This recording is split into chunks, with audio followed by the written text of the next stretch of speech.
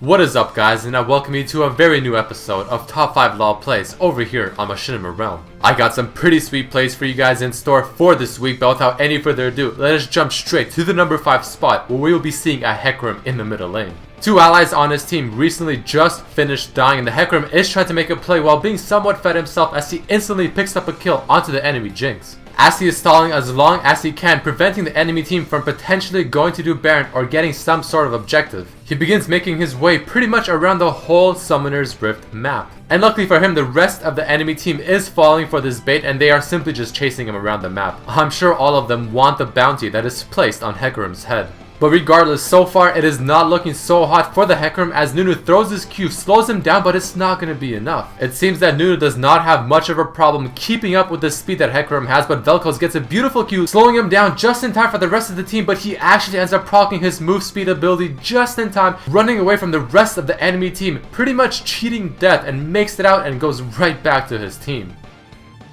And now, as we make our way to the number 4 spot, this is going to be a heated battle in the middle lane, Ahri versus Syndra. As you can see, both champions are extremely low on HP, but both of them want to outplay the other as the Syndra makes the move with the stun, followed by the W, but the Ahri ultis to the side, dodging a few skill shots, flashing away, making sure she does not get hit by the last Q, surviving just in time, but the enemy Volibear trying to clean it up is not able to, as Ahri, with a beautiful charm, gets help from Lee Sin.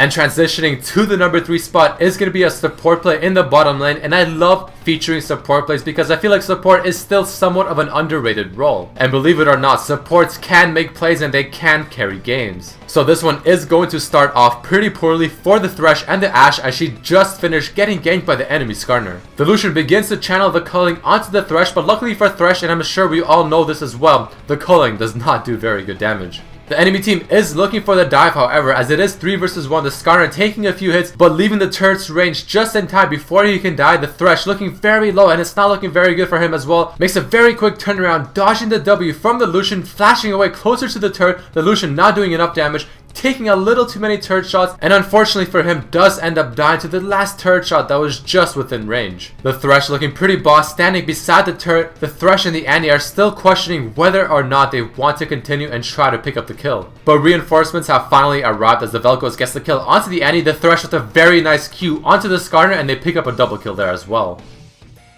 I hope you guys are enjoying the play so far, but let's go straight to the number 2 spot where this one will be showcasing a Zed that is going to be caught very shortly by the Lee Sin, by the Vel'Koz, and the Pantheon. After a brief delay, he suddenly realizes the situation that he is in as he makes his escape with his W, the Vel'Koz ultimate just barely getting him down to a sliver of HP. The Zed knows that he cannot simply turn around and make some sort of magical play because he is just way too low on HP as he sidesteps the Lee Sin Q as the Lee Sin also blows flash, and Zed's W finally goes off cooldown as he uses it towards the north area of the map, trying to go closer to his base, but the Pantheon jumping in with his ultimate, and Zed with the very quick reactions on his ultimate definitely survives the Pantheon Q, which would have been his demise, sidesteps a little bit, dodging a couple more skill shots, takes the lantern, and goes back home safely.